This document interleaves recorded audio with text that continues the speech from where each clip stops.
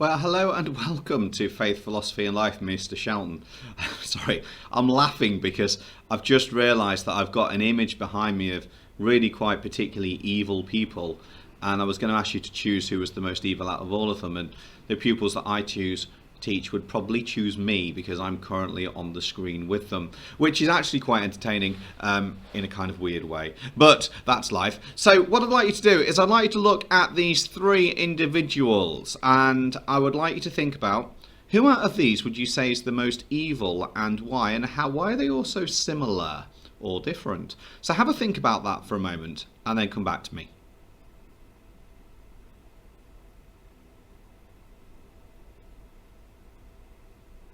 Okay, so there's some very clear similarities and some very clear differences. So Voldemort and the devil might be both fictitious people, whereas Hitler was not. Voldemort and Hitler killed a lot of people, whereas potentially did the devil. You could then argue that Hitler's the odd one out because the other two could be fictional. Or you could argue that the devil is a real being, and so is Hitler, but Voldemort is clearly just an authored character. So they're all things that you can think about. And what I'd like you to do is to go and grab your pen and paper, because here's our cheesy intro sequence.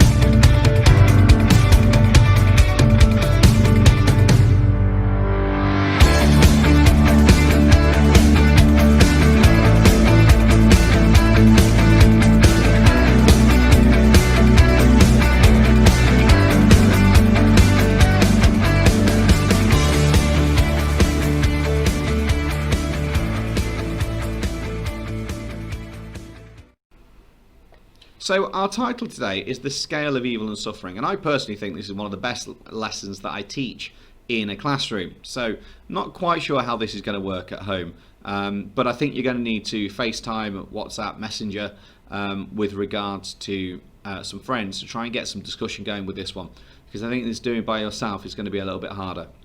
So we're going to explore how evil and suffering aren't always bad. Okay, I'm not sure if that's correct, clear English, but I think you get the gist of it.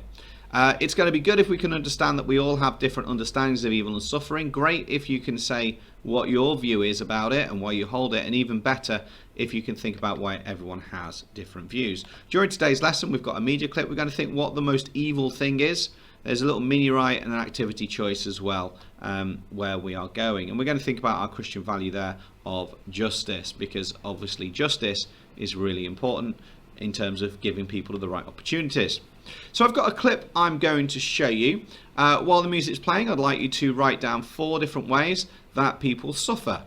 Okay, so we're going to watch this. All I want you to do at this point is write down 4 different ways that people suffer. So let's watch this, then come back to me.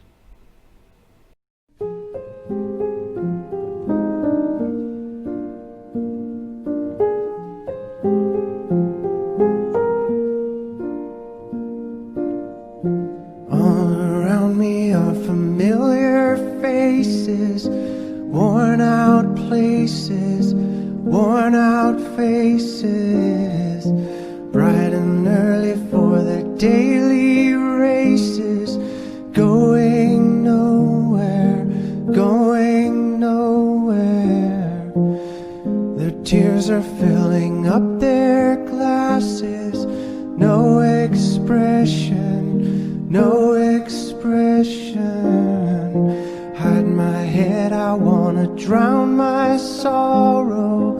No tomorrow, no tomorrow. And I find it kinda funny, I find it kinda sad. The dreams in which I'm dying are the best I've ever had. I find it hard to tell you, I find it hard to take. When people run in circles, it's a very, very mad world.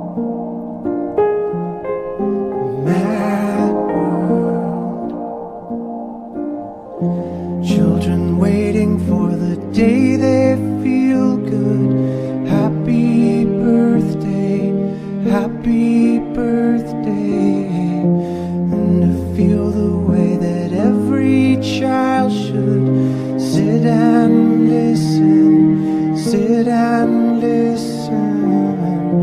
Went to school and I was very nervous. No one knew me, no one knew me. Hello teacher, tell me what's my lesson. Look right through me, look right through me. And I find it kind of funny, I find it kind of sad. The dreams in which I'm dying are the best I've ever had.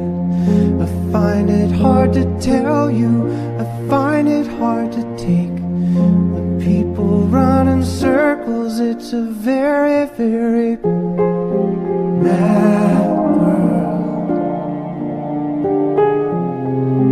Mad world.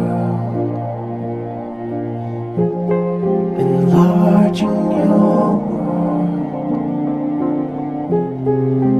Mad world.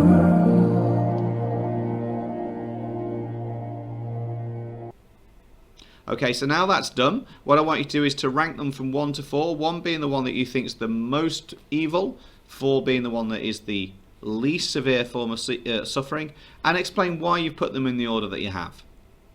So let's do that now.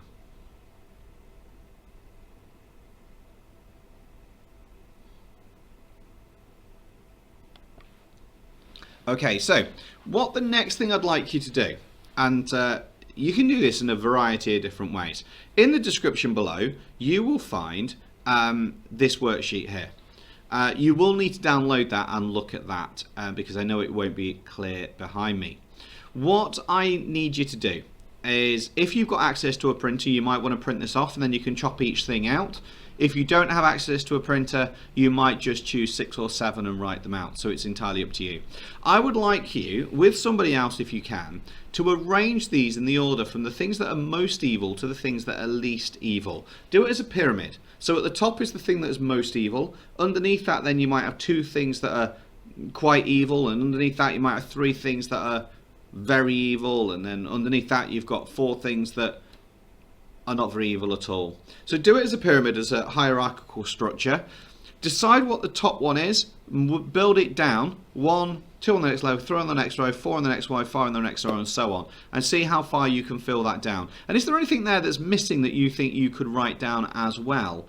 Because then you can maybe extend this task by creating your own little cards to put in.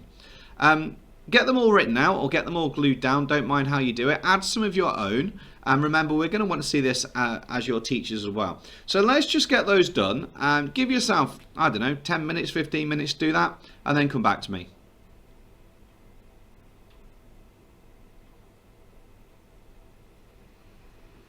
Okay, so now that's done, what I want you to do is I want you to explain why you've chosen your top one and why you've chosen one at the bottom. And just now in your book say why you think the one at the top is the biggest form of suffering and why you think the one at the bottom is the least biggest form of suffering. The least severe form of suffering. So pause me now and let's get that done, then come back to me.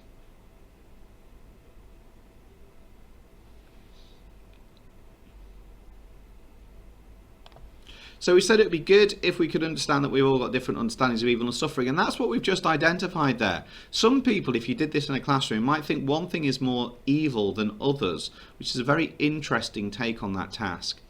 But the key thing with that task really would, in a classroom, would be a discussion exercise. Now it's more of a thought logic exercise at home, I get that, but if you've managed to have a discussion with people, then that would be a good thing to do.